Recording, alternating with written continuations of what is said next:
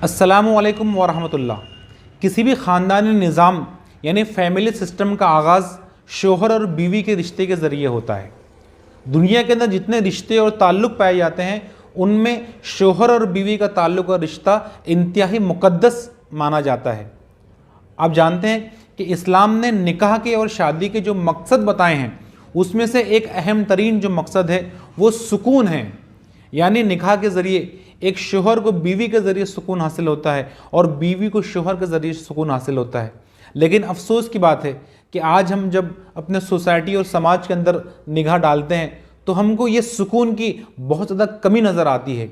आज शोहर और बीवी के रिश्ते बहुत ही गहमा गहमी, इंतशार और अफरा तफरी का शिकार है। सुकून की इंतहाई कमी हम यहाँ महसूस करते हैं।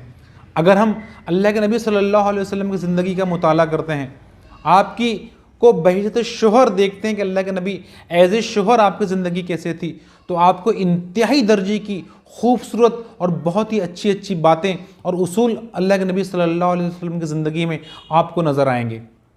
अल्लाह के नबी सल्लल्लाहु अलैहि वसल्लम फरमाते हैं कि तुम में से बेहतरीन शख्स वो है जो अपने घर वालों के लिए अच्छा हो और मैं सबसे ज़्यादा अपने घर वालों के लिए अच्छा हूँ। इस हदीस में तो अल्लाह के नबी सल्लल्लाहु अलैहि वसल्लम ने एक ब्रॉड बात कही कि बेहतर वो है जो अपने घर वालों के लिए अच्छा हो, लेकिन एक दूसरी हदीस में अल्लाह के नबी सल्लल्लाहु अलैहि वसल्लम फरमाते हैं कि ईमान के एतबार से तुम में कंप्लीट और कामिल मोमिन वो है जिसके अखलाक सबसे अच्छे हों। फिर आगे आपने फरमाया और अखलाक अच्छे होने की एक बहुत ही मोटी अलामत यह है कि आदमी अपने घर की औरतों और बीवियों के साथ अच्छा सलूक करे, उनके साथ सही तरीके से पेश आए। अल्लाह के नबी सल्लल्लाहु अलैहि वसल्लम के साथ हज़रत अनस बिन मालिक तकरीबन 10 साल आपके साथ रहें। आपने अल्लाह के नबी सल्लल्लाहु अलैहि वसल्लम के बारे में बहुत ही एक अहम बात इरशाद फरमाई। आपने फरमाया कि अल्लाह के नबी से बढ़कर अपने घर वालों पर शफक़त करने वाला, घर वालों के साथ हुस्न सलूक करने वाला और मोहब्बत करने वाला मैंने किसी और शख्स को नहीं देखा। तो अल्लाह के नबी सल्लल्लाहु अलैहि वसल्लम अपने घर वालों के साथ इंतहाई दर्जे शफीक और आप बहुत रहम दिल थे। अल्लाह के नबी सल्लल्लाहु अलैहि वसल्लम ने एक दूसरी हदीस में इरशाद फरमाया कि मैं तुम्हें अपने औरतों के बारे में डरने की तलकीन करता हूँ, अपनी बीवियों के बारे में तुम्हें तकवा अख्तियार करने की तलकीन करता हूँ। इसका मतलब ये है कि तुम अपनी बीवियों के साथ जुल्म ना करो, उनके साथ नाइंसाफ़ी ना करो, उनके साथ बदअखलाक़ी के साथ ना पेश आओ, बल्कि इंतहाई दर्जे शफ़क़त के साथ और रहमत के साथ और हुस्न सलूक के साथ उनके साथ पेश आओ। तो दोस्तों, अगर ये तो अल्लाह के नबी के कुछ फरामीन थे, ऐसे बहुत सारे अहादीस है अल्लाह के नबी सल्लल्लाहु अलैहि वसल्लम की कि एक शोहर अपनी बीवियों के साथ किस तरह रहें। लेकिन हमें उस पर आज बात नहीं करनी है। हमें बात तो इस मौजू पर करनी है कि ख़ुद अल्लाह के नबी सल्लल्लाहु अलैहि वसल्लम अपनी बीवियों के साथ किस तरह सलूक करते थे। यकीन माने वाक़यात तो बहुत सारे हैं, तफसीलात तो बहुत है, लेकिन कुछ मुंतखब बातें मैं आज इस वीडियो के ज़रिए आपके सामने रखने की कोशिश करता हूँ। मुख्तलिफ़ उन्वानात में मैंने इसको तकसीम किया है। आप देखें कि सबसे पहली बात हम देखते हैं कि अल्लाह के नबी सल्लल्लाहु अलैहि वसल्लम किस तरह एक आइडियल शोहर थे। तो पहला नुक्ता जो मैं आपके सामने रखना चाहता हूँ वो ये है कि अल्लाह के नबी सल्लल्लाहु अलैहि वसल्लम अपने बीवियों की तारीफ़ किया करते थे। बाकायदा जिन लोगों ने अल्लाह के नबी को एज ए शोहर आपकी ज़िंदगी के ऊपर लिखा है तो उन्होंने इस टॉपिक पर बाकायदा सफ़ात के सफ़ात लिखे हैं कि अल्लाह के नबी सल्लल्लाहु अलैहि वसल्लम अपने बीवियों की तारीफ़ किया करते थे। आप जानते हैं कि तारीफ़ ये औरतों की एक तरह से कमज़ोरी है। कमज़ोरी इस सेंस में कि औरतें तारीफ़ से बहुत खुश होती है। ये औरतों की नफ्सियात होती है कि जब उनको कोई अप्रिशिएट करता है, कोई उनकी तारीफ़ करता है तो वो उनको खुशी महसूस होती है, उनको सुकून मिलता है। मैं एक चीज़ बयान करके आगे बढ़ूँगा। अल्लाह के नबी सल्लल्लाहु अलैहि वसल्लम की ज़िंदगी का अगर हम इस हैसियत से अगर मुताला करते हैं तो आप सल्लल्लाहु अलैहि वसल्लम के बारे में आता है कि आप सल्लल्लाहु अलैहि वसल्लम ने हज़रत आयशा को कहते थे, आपकी जो बहुत ही चहेती बीवी थी हज़रत आयशा, आप हज़रत आयशा से कहते थे कि ए आयशा, तुम्हारी दीगर औरतों पर फजीलत ऐसी है जैसे गोश्त की खानों की फजीलत दीगर खानों पर होती है। कितने खूबसूरत मिसाल के ज़रिए अल्लाह के नबी सल्लल्लाहु अलैहि वसल्लम ने हज़रत आयशा की तारीफ़ की कि आयशा, तुम्हारी फजीलत ऐसी है दीगर औरतों के ऊपर जिस तरह गोश्त के खानों की फजीलत दीगर खानों के ऊपर होती है। दूसरा पॉइंट जो आपके सामने मैं रखना चाहता हूँ कि अल्लाह के नबी सल्लल्लाहु अलैहि वसल्लम अपनी बीवियों से मोहब्बत का इजहार किया करते थे। मोहब्बत तो आप बहुत किया करते थे, लेकिन वो मोहब्बत सिर्फ आपके दिल और जज्बात तक महदूद नहीं थी, बल्कि आप अपनी आमाल से, अपनी हरकतों से और अपनी ज़बान से उसका इजहार भी कर दिया करते थे। अल्लाह के नबी सल्लल्लाहु अलैहि वसल्लम ने एक हदीस में इरशाद फरमाया कि जब तुम किसी शख्स से मोहब्बत करो तो उससे उसका इजहार कर दिया करो, उसको बता दिया करो कि तुम उससे मोहब्बत करते हो। तो आप देखिए कि अल्लाह के नबी को किसी किस्म का तकल्लुफ़ नहीं था इस बात का इजहार करने के लिए कि आप अपनी बीवियों से मोहब्बत करते हैं। एक मरतबा बहुत ही दिलचस्प वाक़या है। उमर बिन आस एक सहाबी ने अल्लाह के नबी सल्लल्लाहु अलैहि वसल्लम से पूछा कि अल्लाह के नबी सल्लल्लाहु अलैहि वसल्लम, आप सबसे ज़्यादा किससे मोहब्बत करते हैं? सबसे ज़्यादा आप किससे मोहब्बत करते हैं? तो अल्लाह के नबी सल्लल्लाहु अलैहि वसल्लम ने एकदम बरमला उसका इजहार किया कि सबसे ज़्यादा मैं आयशा से मोहब्बत करता हूँ। आपको ये बात कहने में किसी किस्म का तकल्लुफ़ नहीं हुआ, किसी किस्म की शर्म आपको महसूस नहीं हुई। फिर दूसरी मरतबा सहाबी ने और सवाल किया कि अल्लाह के नबी सल्लल्लाहु अलैहि वसल्लम, उसके बाद आप किससे मोहब्बत करते हैं? तो अल्लाह के नबी ने फरमाया कि मैं आयशा के बाप से यानी हज़रत अबू बकर सिद्दीक़ से मोहब्बत करता हूँ। देखिए, यानी हज़रत अबू बकर सिद्दीक़ से आप मोहब्बत करते हैं दूसरे नंबर पर, लेकिन उसकी निस्बत भी आपने हज़रत आयशा से जोड़ दी कि मैं दूसरे नंबर पर आयशा के वालिद और आयशा के बाप से मोहब्बत करता हूँ। अल्लाह के नबी सल्लल्लाहु अलैहि वसल्लम ने एक मरतबा हज़रत आयशा से कहा कि आयशा, क्या तुम इस बात को पसंद नहीं करती कि मैं दुनिया में तुम्हारा शोहर जिस तरह हूँ आखिरत में भी तुम्हारा शोहर रहूँ? तो हज़रत आयशा ने कहा कि अल्लाह के नबी, कौन सी औरत ऐसी होगी जो ये बात पसंद नहीं करेगी? कौन सी ऐसी आपकी बीवी होगी जो इस बात को पसंद नहीं करेगी कि आप दुनिया के अंदर भी उसके शोहर हों और आखिरत में भी उसके शोहर हों? तो हज़रत मोहम्मद सल्लल्लाहु अलैहि वसल्लम मुस्कुराते हैं और हज़रत आयशा से कहते हैं कि आयशा, मैं जिस तरह दुनिया के अंदर तुम्हारा शोहर हूँ आखिरत के अंदर भी तुम्हारा शोहर रहूँगा। अब तस्वुर करें, आप इमेजिन करें कि इस बात को सुनकर हज़रत आयशा को कितनी खुशी महसूस हुई होगी कि रसूलुल्लाह सल्लल्लाहु अलैहि वसल्लम जिस तरह दुनिया के अंदर मेरे शोहर है आखिरत के अंदर भी मेरे शोहर रहेंगे। तो ये अल्लाह के नबी सल्लल्लाहु अलैहि वसल्लम का मोहब्बत का अंदाज़ था। आप जानते हैं कि अल्लाह के नबी सल्लल्लाहु अलैहि वसल्लम अपनी बीवियों के साथ मतलब जो रहते और जो मोहब्बत का इजहार करते, जो ताल्लुक़ का इजहार करते, वो बड़ा दिलचस्प है, जो सीरत की किताबों में हमको पढ़ने के लिए मिलता है। हज़रत आयशा ही फरमाती है कि अल्लाह के नबी सल्लल्लाहु अलैहि वसल्लम और हम बैठकर खाना खाते, कभी कोई चीज़ पीते, पानी पीते या कोई और चीज़ पीते, तो आप फरमाती हैं कि मैं पानी पीती, थोड़ा पानी मैंने पी लिया होता तो आप सल्लल्लाहु अलैहि वसल्लम मेरे हाथों से गिलास ले लेते, वो पानी ले लेते और फिर पानी पीते, और ख़ास बात उसी जगह मुंह लगाकर पानी पीते जिस जगह मैंने मुंह लगाकर पानी पिया है। आप आगे मज़ीद फरमाती है कि अल्लाह के नबी सल्लल्लाहु अलैहि वसल्लम का ये भी अमल था कि मैं कोई चीज़ खाती, मैं कोई गोश्त खा रही हूँ, कोई हड्डी में चूस रही हूँ, तो अल्लाह के नबी जब मैं थोड़ा सा गोश्त खा लेती तो अल्लाह के नबी वो गोश्त मुझसे ले लेते और फिर उसी जगह से उस गोश्त को तोड़कर खाते जिस तरह से जहाँ से मैंने उसे तोड़कर खाया है। ये अल्लाह के नबी का एक अजीब किस्म का एक मोहब्बत का और एक ताल्लुक़ का आपका ये इजहार हुआ करता था। हदीस की किताबों में यहाँ तक के लिखा है कि अल्लाह के नबी सल्लल्लाहु अलैहि वसल्लम और आपकी बीवियाँ, कोई बीवी अगर साथ में खाना खाती तो अल्लाह के नबी जब खाना हो जाता तो उसकी उंगलियों को चाट लिया करते थे और अपनी उंगलियाँ उसको चाटने के लिए दे दिया करते थे। ये आपके ताल्लुक़ और मोहब्बत का इजहार हुआ करता था। तीसरा एक बहुत ही दिलचस्प नुक्ता ये है कि अल्लाह के नबी सल्लल्लाहु अलैहि वसल्लम अपनी बीवियों के साथ बहुत ही बेतकल्लुफ़ ज़िंदगी गुजारते थे। देखिए, तकल्लुफ़ात ये रिश्तों और ताल्लुकात को बोझल बना देते हैं। जब तकल्लुफ़ होते हैं ताल्लुक़ के अंदर और रिश्ते और दोस्तियों के अंदर, फिर वो कुर्बत और मोहब्बत नहीं होती। तो इस हवाले से अगर हम अल्लाह के नबी सल्लल्लाहु अलैहि वसल्लम की ज़िंदगी का मुताला करते हैं तो आप सल्लल्लाहु अलैहि वसल्लम अपनी तमाम ही बीवियों के साथ बहुत ही बेतकल्लुफ़ ज़िंदगी गुजारते थे। आप अपनी बीवियों को अच्छे अच्छे और प्यारे प्यारे नामों से पुकारा करते थे। आप हज़रत आयशा रज़ियल्लाहु ताला अन्हा को अलग अलग नामों से और ख़ूबसूरत नामों से पुकारते। एक मरतबा आपने कहा कि ए आयश, जिब्रील अलैहिस्सलाम तुमको सलाम कह रहे हैं।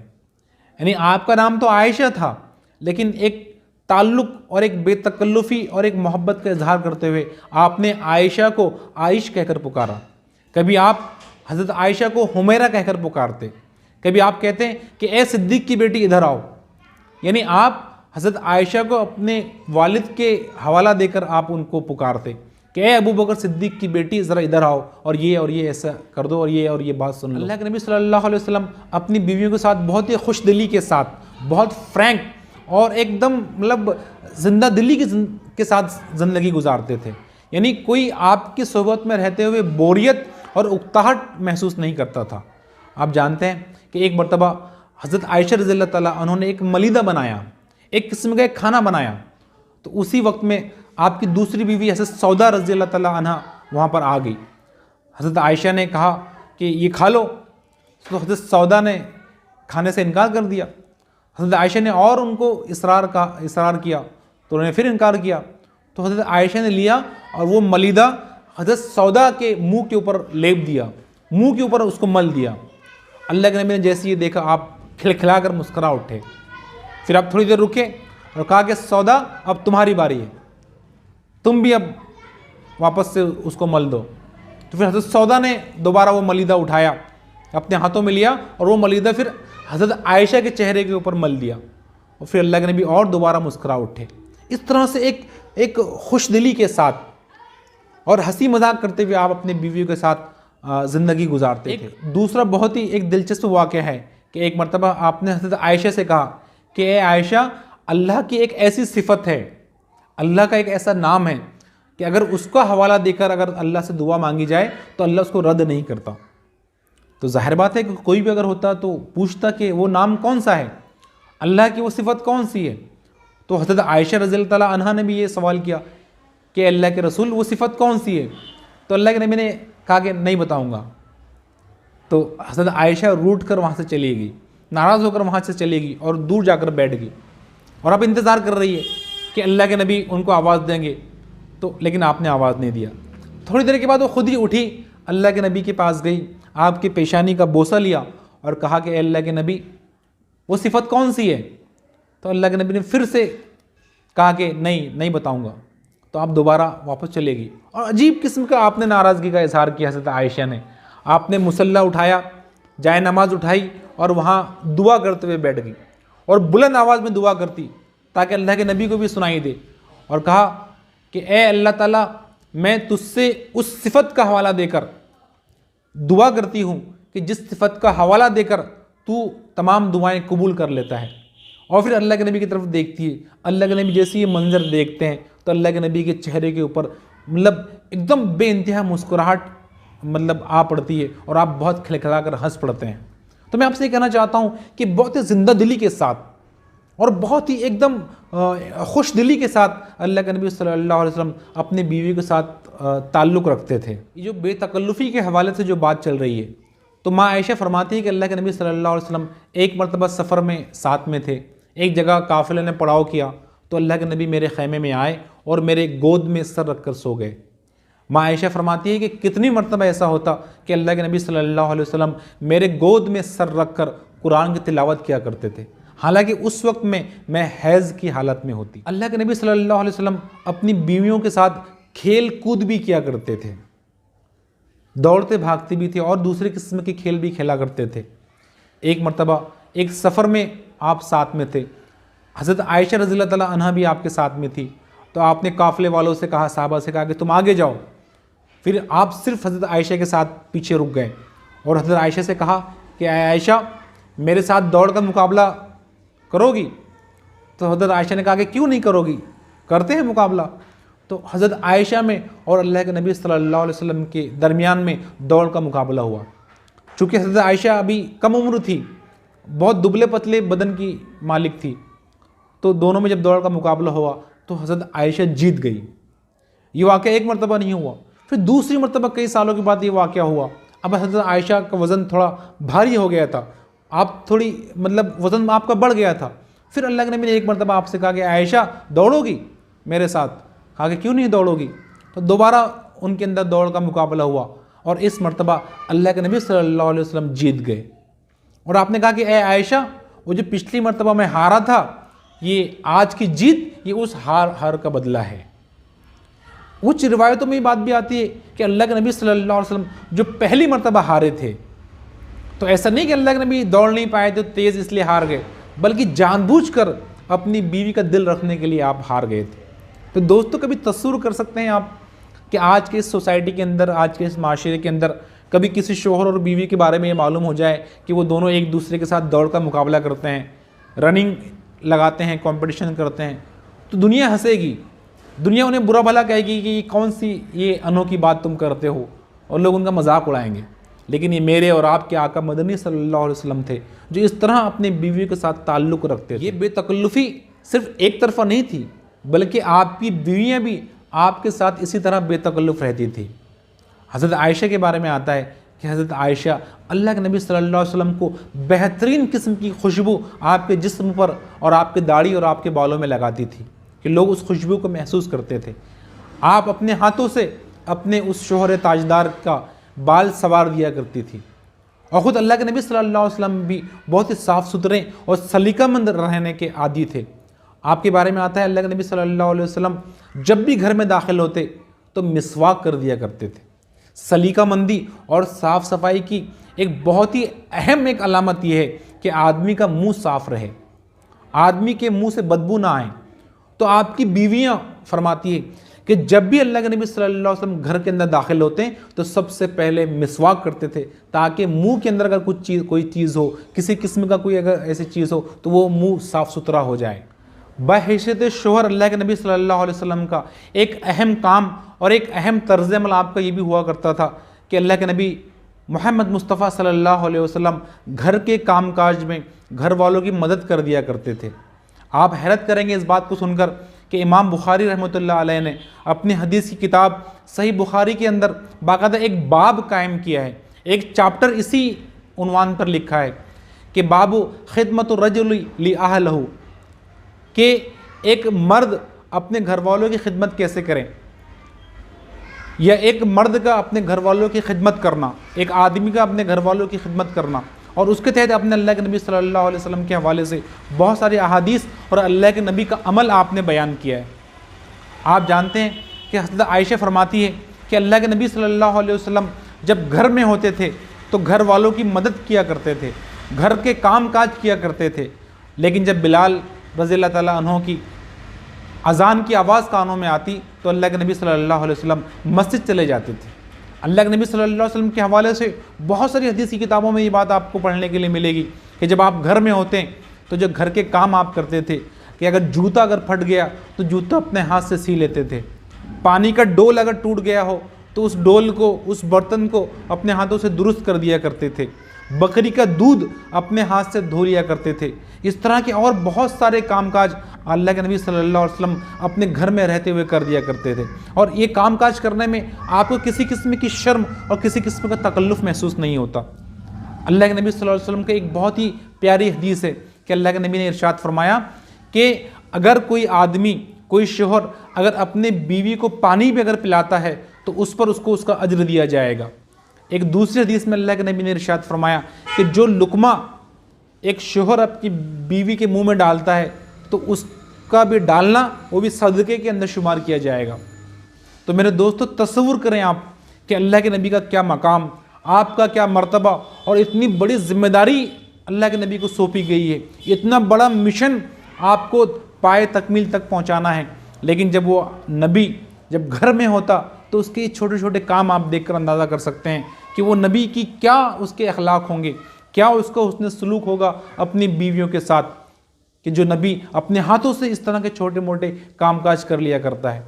लेकिन अफसोस की बात है कि आज की सोसाइटी के अंदर और आज के मुआशरे के अंदर अगर कोई मर्द और कोई शोहर इस तरह के कामकाज करता है तो बहुत ही बुरा माना जाता है, बहुत ही उसे गलत तस्वुर किया जाता है। ये तस्वुर और ये गलत मानना, ये इंतहाई दर्जे की एक गलत बात है। इसी से मिलता जुलता एक दूसरा पॉइंट जो आपके सामने मैं डिस्कस करना चाहता हूँ वो ये कि अल्लाह के नबी सल्लल्लाहु अलैहि वसल्लम अपनी बीवियों के आराम का बहुत ख्याल किया करते थे, बहुत उसका लिहाज किया करते थे। एक हदीस की किताब में बड़ी अजीब हदीस है कि अल्लाह के नबी सल्लल्लाहु अलैहि वसल्लम की बीवी हज़रत आयशा रज़ियल्लाहु ताला अन्हा फरमाती है कि रात का वक्त था तो अल्लाह के नबी आहिस्ता से, बहुत ही धीरे धीरे बिस्तर से उठे, आहिस्ता से अपनी चादर को हटाया, आहिस्ता से अपने जूते पहने, आहिस्ता से दरवाज़ा खोला और आहिस्ता से दरवाज़ा बंद किया और फिर बाहर चले गए। ये जो बार बार हदीस के अंदर आहिस्ता आहिस्ता आहिस्ता का जो लफ्ज़ रिपीट किया गया है उसका मतलब क्या है? उसका मतलब ये है कि आपने ये मतलब इस बात का एहतमाम किया कि आपके उठने, आपके जूते पहनने, दरवाज़ा खोलने और दरवाज़ा लगाने से आपकी बीवी के नींद में और उसके आराम में खलल पैदा ना हो। आप इमेजिन कर सकते हैं कि इससे बढ़कर और क्या कोई आदमी अपनी बीवी के साथ और उसका लिहाज रखने वाला और उसका ख्याल रखने वाला हो सकता है? ये तो और भी लोग फरमाते हैं और साहबा फरमाते हैं कि अगर हम रात के वक्त में अगर सोए हुए होते हैं तो अल्लाह के नबी इस फ्रिक्वेंसी, आवाज़ की इस फ्रिक्वेंसी के साथ सलाम करते कि अगर कोई आदमी अगर जाग रहा हो तो वो सुन ले और कोई आदमी अगर सो रहा हो तो उसकी नींद में खलल ना पड़े। और यही तर्ज अमल आपका अपनी बीवियों के साथ भी था। बहैसियत शोहर अल्लाह के नबी सल्लल्लाहु अलैहि वसल्लम का एक अहम आपका अमल और एक अहम आपका तर्ज अमल ये भी था कि अल्लाह के नबी सल्लल्लाहु अलैहि वसल्लम अपनी बीवियों को, अज़दवाज को माफ़ कर दिया करते थे। नरमी और मोहब्बत और दरगुदर के साथ उनके साथ पेश आया करते थे। अल्लाह के नबी ने एक मरतबा अपनी बीवी के हवाले से ये बात की तो कहा कि ये तो आबगीने हैं, यानी ये तो कांच के बर्तन जैसे हैं। तो इस हवाले से उनके साथ ट्रीटमेंट किया जाए कि ये बहुत नाजुक होते हैं, ये कांच के बर्तन जैसे होते हैं, तो इनके साथ अगर सख्ती करोगे तो तुम नुकसान पहुंचाओगे खुद को भी और इन्हें भी। अल्लाह के नबी सल्लल्लाहु अलैहि वसल्लम ये दरगुजर और माफ़ी के हवाले से ये आपका एक काम था कि आप अपनी बीवियों के मिजाज को और उनकी नफ्सियात को आप समझते थे, उसका ख्याल रखते थे। आप जानते थे कि कब आपकी बीवी के साथ किस तरह से बात करनी है, किस तरह का जवाब देना है, किस तरह का तर्ज अमल अख्तियार करना है। एक मरतबा आपने हज़रत आयशा रज़ियल्लाहु तआला अन्हा से कहा कि ऐ आयशा, जब तुम खुश होती हो या जब तुम नाराज़ होती हो तो मुझे मालूम पड़ जाता है। तो हज़रत आयशा ने कहा कि अल्लाह के नबी कैसे मालूम पड़ता है? कहा कि जब तुम खुश होती हो तो बातचीत करते हुए तुम कहती हो कि मोहम्मद के रब की कसम, लेकिन जब तुम मुझसे नाराज़ होती हो तो तुम कहती हो कि इब्राहिम के रब की कसम। तो मैं समझ जाता हूँ जब तुम कहती हो कि इब्राहिम के रब की कसम, जब तुम अपनी बातों में ये बात कहती हो, ये कसम खाती हो, तो मैं समझ जाता हूँ कि तुम मुझसे नाराज़ हो। तो आप दरगुजर और माफ़ी और नरमी के मामले में एक आपका जो एक स्टैंड था, पहले ये था कि आप अपनी बीवी की नफ्सियात का ख्याल रखते थे, उनके मिजाज को समझते थे। हज़रत आयशा ही का वाक़या है कि हज़रत आयशा एक सफ़र के अंदर आपका हार गुम हो गया। पूरा काफ़िला सहाबा का आपके साथ में था और हदीस की किताबों में एक इम्पॉर्टेंट बात ये लिखी है कि आयशा रज़ियल्लाहु तआला अन्हा चूँकि कम उम्र थी और बहुत ज़हीन भी थी, इसलिए आप लोग ये सोच भी रहे होंगे कि ये बार बार हज़रत आयशा के वाक़यात क्यों सुनाए जा रहे हैं, क्योंकि हदीस की किताबों के अंदर उन्हीं के वाक़यात ज़्यादा हमें देखने के लिए मिलते हैं। क्योंकि आपकी याददाश्त अच्छी थी और आपकी ज़हानत भी अच्छी थी, इसीलिए कई सारे वाक़यात आप ही के हवाले से नकल हुए हैं। हालांकि ऐसा नहीं है कि अल्लाह के नबी के तर्ज अमल बाकी बीवियों के साथ ऐसा नहीं था, उनके साथ भी ऐसी ही था, लेकिन उनके हवाले से हदीस की किताबों के अंदर रिवायतें नकल नहीं हुई है। तो बहरहाल सफ़र के दौरान में हज़रत आयशा का हार गुम हो गया और ये हार उनका एक मरतबा नहीं, इससे पहले भी कई मरतबा, 2-4 मरतबा वो हार गुम हो गया था। तो उस सफ़र में भी हार गुम हो गया और हार उस जगह गुम हुआ जहाँ पानी भी मौजूद नहीं था। लेकिन इसके बावजूद भी आप तस्वीर करें, जब हज़रत आयशा ने अल्लाह के नबी से कहा कि हार गुम हो गया है तो अल्लाह के नबी गुस्से में नहीं आए, कोई गलत बात आपने आपको नहीं कही, बल्कि आपने पूरे काफ़िले को रोक दिया और हार ढूंढने के लिए लग गए, हार ढूंढने में लग गए। बिल आखिर तमाम जगह हार ढूंढ लिया गया लेकिन नहीं मिला। लेकिन जब हज़रत आयशा का ऊँट खड़े हुआ तो उसी ऊँट के नीचे आपका हार मिल गया जो उसी ऊँट के नीचे दबा हुआ था।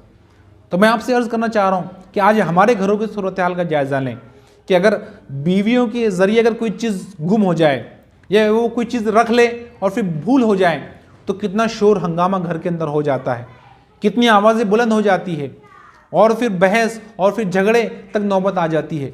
लेकिन तस्वीर करें आप अल्लाह के नबी का तर्ज अमल कि कोई शिकन भी आपके चेहरे पर नहीं आई कि आपकी बीवी के हाथों से जब हार गुम हो गया तो आप इस तरह से दरगुजर और नरमी का मामला अख्तियार करते थे। एक मरतबा हज़रत आयशा बुलंद आवाज़ में अल्लाह के नबी से कोई बात करने लगी गुस्से के अंदर, तो उसी असना में अबू बकर रज़ियल्लाहु तआला अन्हु आ गए। जब आपने देखा कि हज़रत आयशा जो आपकी बेटी थी बुलंद आवाज़ में रसूलुल्लाह से बात कर रही हैं, तो आप हज़रत आयशा को मारने के लिए दौड़ें। तो हज़रत आयशा जो अभी आपसे बुलंद आवाज़ में बात कर रही है, जब आपके वालिद आपको मारने के लिए दौड़ रहे हैं, तो हज़रत आयशा अल्लाह के नबी के पीछे आकर छुप गई और बिल्कुल अल्लाह के नबी को ऐसे पकड़ लिया ताकि आप अपने वालिद की मार से बच जाएं।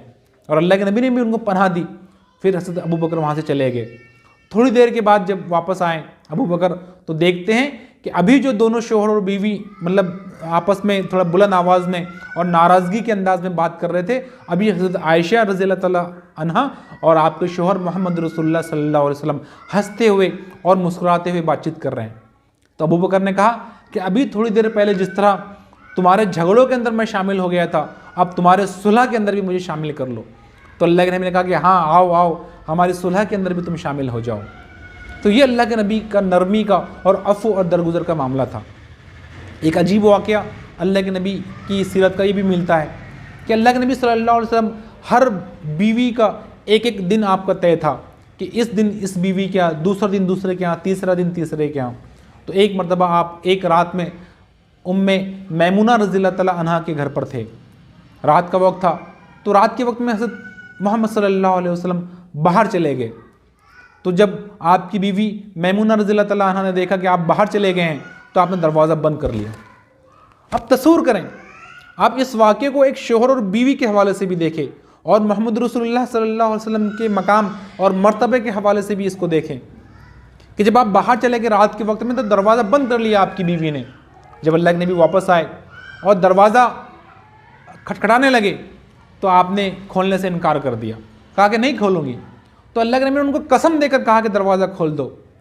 कहा कि हज़रत मैमुना ने कहा कि आप क्यों गए थे बाहर, आज रात तो मेरी बारी है, आप किसी और की बीवी के घर पे क्यों गए थे।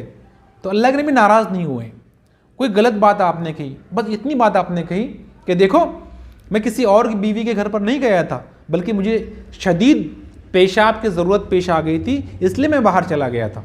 तो आपने दरवाज़ा खोल दिया मैमुना रज़ियल्लाहु तआला अन्हा ने, और फिर आप अंदर आ गए।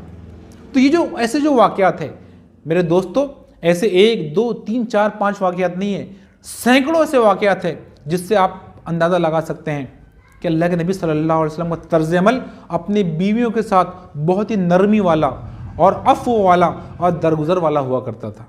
एज ए हस्बैंड अल्लाह के नबी सल्लल्लाहु अलैहि वसल्लम अपनी बीवियों को वक्त दिया करते थे। आप जानते हैं कि आज शोहर और बीवी के दरमियान जो ताल्लुकात में जो गिरावट आई है, जो मोहब्बत में कमी आई है, उसकी बड़ी वजह यह है कि दोनों एक दूसरे को वक्त नहीं देते हैं। शोहर बाहर के कामकाज में मसरूफ़ होते हैं और औरतें और बीवियां घर के कामकाज के अंदर मसरूफ़ होते हैं, और ऐसा लगता है कि बस शोहर घर के अंदर बस सोने के लिए आते हैं। तो एक दूसरे को जब वक्त दिया जाता है, एक दूसरे से जब बातचीत की जाती है, एक दूसरे की जब सुनी जाती है, तो बहुत सारे मसाइल इसके ज़रिए हल हो जाते हैं। लेकिन आज के इस माशरे का एक बड़ा एक अलमिया ये है, एक बड़ी निगेटिव बात यह है कि शोहर और बीवी एक दूसरे को वक्त नहीं देते हैं। लेकिन अगर इस हवाले से अल्लाह के नबी की ज़िंदगी का मुताला करते हैं, तो हम देखते हैं कि अल्लाह के नबी सल्लल्लाहु अलैहि वसल्लम अपनी बीवियों को वक्त देते थे। हालांकि एट ए टाइम 9 बीवियाँ आपके साथ मौजूद रही है, लेकिन अल्लाह के नबी सल्लल्लाहु अलैहि वसल्लम सबको वक्त दिया करते थे। हालांकि एक तरफ तो इतनी बड़ी जिम्मेदारी है, इतना मतलब घुला देने वाला एक काम आपके सुपुर्द किया गया है, पूरे इंसानों की इस्लाह, तरबियत और इस्लाम के पैगाम को पहुँचाने की जिम्मेदारी आपकी तरफ है। लेकिन इसके बावजूद भी अल्लाह के नबी सल्लल्लाहु अलैहि वसल्लम अपनी बीवियों को, अज़वाज मुतहरात को वक्त दिया करते थे। वैसे तो हर दिन एक एक बारी सबकी तकसीम थी, लेकिन इसके बावजूद भी रोज़ाना दिन के वक्त में अल्लाह के नबी सल्लल्लाहु अलैहि वसल्लम तमाम बीवियों के घर तशरीफ़ ले जाते, उनसे बातचीत करते, उनकी बातों को सुनते, खुद अपनी बातें उनको सुनाते और इस तरह से डिस्कशन किया करते थे। और मगरिब के वक्त के अंदर, मगरिब के वक्त के बाद या असर के वक्त के बाद तमाम जो अज़वाज मुतहरात है वो उस बीवी के घर पे जमा हो जाती जिस घर की बारी अल्लाह के नबी सल्लल्लाहु अलैहि वसल्लम की होती थी। जिस दिन अल्लाह के नबी सल्लल्लाहु अलैहि वसल्लम जिस बीवी के घर ठहरना होता, असर ये मगरिब के बाद में तमाम बीवियाँ उसी घर पर जमा हो जाती और अल्लाह के नबी सल्लल्लाहु अलैहि वसल्लम सबको एक साथ बिठाकर उनसे बातचीत किया करते थे, उनसे हंसी मजाक किया करते थे। और ऐसे कई सारे वाक़यात की रोशनी में ये बात कही जा सकती है कि अल्लाह के नबी सल्लल्लाहु अलैहि वसल्लम बहुत ज़्यादा और वक्त जो है अपने बीवियों को दिया करते थे। लेकिन आज जो हमारे माशरे के अंदर इसकी बहुत हद तक कमी आई है। मैं आपसे कहना चाहता हूँ कि आप अपनी बीवियों को वक्त दें। वो किसी भी शक्ल में हो सकता है कि आप उनके साथ कभी बैठकर सुकून के साथ चाय पिए, कभी उनको घूमने के लिए बाहर लेकर चले जाएं, कभी और सैर व तफरी कर लिया करें। और कुछ वक्त तो ऐसा भी हो, शायद ये बात आपको सुनकर हैरत होगी, कि कुछ वक्त आप अपनी बीवी के साथ ऐसा भी गुजारें कि जिसमें सिर्फ आप हो और आपकी बीवी हो, आपके बच्चों को भी आप किसी और के पास छोड़ आएँ और घर पर उनको छोड़ आएँ। तो ये जब इस किस्म का ताल्लुक़ का एहतमाम आप करेंगे तो आप देखेंगे कि किसी किस्म की रंजिशें और किसी किस्म की नाराज़गियाँ और अख्तलाफात और झगड़ों की नौबत नहीं आई। अल्लाह के नबी सल्लल्लाहु अलैहि वसल्लम अपनी बीवियों की इज़्ज़त किया करते थे। देखिए, इज़्ज़त एक ऐसी चीज़ होती है कि आप किसी और की इज़्ज़त नहीं करेंगे और आप चाहते हैं कि आपको इज़्ज़त मिल जाएगी, ये मुमकिन नहीं है। तो अगर आप चाहते हैं कि आपकी बीवियाँ आपकी इज़्ज़त करें, आपकी रिस्पेक्ट करें, तो आप भी उनकी इज़्ज़त करें। अगर हम अल्लाह के नबी की ज़िंदगी का मुताला करते हैं तो आप महसूस करेंगे, हालांकि अल्लाह के नबी इतनी बड़ी आप मकाम और मर्तबे के हामिल है, लेकिन इसके बावजूद भी आप अपनी घर की औरतों और बीवियों की इज़्ज़त किया करते थे, उनका एहतराम किया करते थे। अल्लाह के नबी सल्लल्लाहु अलैहि वसल्लम के बारे में आता है, हज़रत खदीजा का इंतकाल तो हो गया था, लेकिन जब भी हज़रत खदीजा का तज़किरा आप करते रज़ियल्लाहु ताला अन्हा, तो बहुत ही एकदम अजीब ताल्लुक़ और मोहब्बत का इजहार करते हुए और इज़्ज़त देते हुए उनका तज़किरा करते हैं। आप हज़रत खदीजा की बहनों को इज़्ज़त दिया करते थे, उनकी सहेलियों को जब घर पे कोई खाना बन जाता, अच्छा खाना बनता, गोश्त बन जाता, तो अल्लाह के नबी सल्लल्लाहु अलैहि वसल्लम उन खानों को हज़रत खदीजा के सहेलियों के घर पे भेज दिया करते थे। आप उनकी तारीफ़ किया करते थे। अल्लाह के नबी सल्लल्लाहु अलैहि वसल्लम के बारे में आता है कि एक सफ़र के अंदर अल्लाह के नबी सल्लल्लाहु अलैहि वसल्लम के ऊँट पर आपकी बीवी हज़रत सफ़िया बैठी हुई थी और वो ऊँट की जो हड्डी है, जो पीठ है, वो चुभ रही थी। तो अल्लाह के नबी ने अपना गालिबन कुर्ता या कोई और चादर आपने निकाल ली, उस चादर को तह किया, उसको फोल्ड किया और फिर उन्होंने हज़रत सफ़िया को दी। फिर हज़रत सफ़िया उस चादर के ऊपर बैठ गई। उसी सफ़र का किसी और सफ़र का वाक़या है कि हज़रत सफ़िया ऊँट के ऊपर चढ़ नहीं पा रही थी। आप तस्वूर नहीं कर सकते हैं कि अल्लाह के नबी ने किस तरह आपको इज़्ज़त दी। ऊँट पर आप जब चढ़ नहीं पा रही थी तो अल्लाह के नबी सल्लल्लाहु अलैहि वसल्लम ने अपने घुटने को आगे किया, अपना घुटना इस तरह रखा और सफ़िया से कहा कि सफ़िया इसके ऊपर पैर रखो। फिर हज़रत सफ़िया रज़ियल्लाहु ताला अन्हा ने अल्लाह के नबी की घुटने के ऊपर पैर रखा और फिर उस पैर रखकर फिर आप जो है ऊँट के ऊपर सवार हो गई। इस तरह अल्लाह के नबी सल्लल्लाहु अलैहि वसल्लम अपनी बीवियों को इज़्ज़त दिया करते थे, उनका एहतराम किया करते थे। अल्लाह के नबी सल्लल्लाहु अलैहि वसल्लम को एक मरतबा आपका एक पड़ोसी था जो ईरान का रहने वाला था, तो उस पड़ोसी ने अल्लाह के नबी को खाने पर बुलाया। जब खाने की दावत देने के लिए आया तो अल्लाह के नबी सल्लल्लाहु अलैहि वसल्लम ने कहा कि मेरे साथ मेरी बीवी आयशा भी आएगी। तो उसने कहा कि नहीं, मैंने आप ही के लिए खाना बनाया है, और वो कहा कि फिर मैं नहीं आऊँगा। तो वो पड़ोसी वापस चला गया। वो ईरान का जो आपका पड़ोसी था, उसके घर पर सालन बहुत अच्छा बनता था। वो दोबारा कुछ देर के बाद आया, कहा कि अल्लाह के नबी चलें आप, कहा कि मेरी बीवी भी मेरे साथ आएगी। तो वो अल्लाह के नबी ने जब ये बात कही तो उसने कहा कि नहीं अल्लाह के नबी, आप अकेले मेरे साथ चले। फिर वो और वापस चला गया। तीसरी मरतबा जब वापस आया बुलाने के लिए, अल्लाह के नबी फिर उससे कहा कि मेरी बीवी भी मेरे साथ में आएगी। तो इस मरतबा उसने इनकार नहीं किया। फिर अल्लाह के नबी सल्लल्लाहु अलैहि वसल्लम अपनी बीवियों को साथ लेकर, हज़रत आयशा को साथ लेकर उस ईरानी की दावत को कबूल करते हुए आप उसके घर पर खाने के लिए गए। तो ये और इस तरह के कई वाक़यात आपको सीरत की किताबों के अंदर देखने के लिए मिलेगी, जिससे आप अंदाज़ा कर सकते हैं कि किस दर्जे अल्लाह के नबी सल्लल्लाहु अलैहि वसल्लम अपनी बीवियों को इज़्ज़त दिया करते थे। दूसरा एक अहम एक नुक्ता ये भी है कि अल्लाह के नबी सल्लल्लाहु अलैहि वसल्लम अपनी बीवियों से मशवरे किया करते थे, अपनी बीवियों के मशवरे को कबूल किया करते थे। आज के इस माशरे के अंदर ये बात बहुत बुरी मानी जाएगी, या ये मर्दांगी के ख़िलाफ़ ये बात मानी जाएगी कि कोई आदमी अपनी बीवी से मशवरा करे या उसके मशवरे को कबूल करे। लेकिन इस्लामी तारीख़ का बहुत ही एक नाजुक एक मोड़ था, बहुत ही क्रिटिकल वाक़या आपको मिलेगा सुलह हुदैबिया के वक्त में, जब काफिर और मुशरिकीन ने मुसलमानों को वापस भेज दिया, उम्रा करने नहीं दिया। तो मुसलमान बहुत गमज़दा थे, मुसलमान बहुत गमगीन थे, बहुत नाराज़ थे, और अल्लाह के नबी उनसे कह रहे थे कि तुम यहीं अपने जानवरों को ज़ुबह कर दो और अपने सरों को मोड़ दो। लेकिन अल्लाह के नबी ने जब हुक्म दिया सहाबा को, तो सहाबा ने उस पर अमल नहीं किया, सहाबा ने उसको नहीं माना। तो जब अल्लाह के नबी वापस आए अपनी बीवी के पास और बहुत ही गमगीन होकर और परेशान होकर, तो उम्मे सलमा आपकी बीवी आपके साथ में थी, तो आपने हौसला दिया, कहा कि अल्लाह के नबी, ये जो सहाबा है ये इसलिए नहीं आपकी बात मान नहीं रहे हैं कि ये आपकी नाफरमानी करना चाहते हैं, बल्कि ये बहुत गमगीन हैं, ये बहुत थोड़े नाराज़ है कि हम दब कर सुलह कर रहे हैं। आप ऐसा करें कि आप खुद जाएं और अपने हाथों से अपने जानवरों को ज़ुबह कर दें और हजाम को बुलाएं और अपने मतलब सरों को मोड़ दें। आप ऐसा करें तो देखें फिर क्या होता है। अल्लाह के नबी ने आपके मशवरे को कबूल किया और ऐसा ही किया। जब आपने ऐसा ही किया तो तमाम सहाबा ने भी फिर इस पर अमल किया और सरों को मोड़ दिया और जानवरों को ज़ुबह कर दिया। तो आप अपनी बीवियों से मशवरे भी किया करते थे और उनके मशवरों को कबूल भी किया करते थे। दोस्तों, तफसीलात तो वैसे बहुत हैं, लेकिन बस आप उसको खुद भी पढ़ें। लेकिन एक आखिरी पॉइंट कहकर अपनी बात को कंप्लीट करता हूँ कि ये तमाम काम करते हुए अल्लाह के नबी सल्लल्लाहु अलैहि वसल्लम इस्लाह और तरबियत का भी ख़ास ख्याल रखते थे। कभी आप ऐसा नहीं होता था कि आप अपनी बीवी की गलत बातों को बर्दाश्त कर लेते। सिर्फ एक वाक़या सुन लें कि एक मरतबा हज़रत आयशा ने कहा कि हज़रत सफ़िया तो इतनी सी है, चूँकि हज़रत सफ़िया का कद बहुत छोटा था, आपकी हाइट बहुत कम थी, तो आपने कहा कि हज़रत सफ़िया तो इतनी सी है, मजाक करते हुए कहा। तो हज़रत मोहम्मद सल्लल्लाहु अलैहि वसल्लम गुस्से में आ गए और कहा कि ए आयशा, तुमने ऐसी बात कह दी कि अगर इस बात को अगर समंदर के अंदर अगर डाल दिया जाए तो समंदर का पानी कड़वा हो जाए। तो ये भी अल्लाह के नबी का तर्ज अमल था कि आप अपनी बीवियों की इस्लाह और तरबियत किया करते थे। तो दोस्तों, ये बहुत तफसीलात है, आप खुद भी इसको पढ़ें। हम यही आज की इस वीडियो को मुकम्मल करते हैं और दुआ करते हैं कि अल्लाह ताला हमको भी इस पर अमल करने की तौफीक अता फरमाए। शुक्रिया, जज़ाकल्लाह।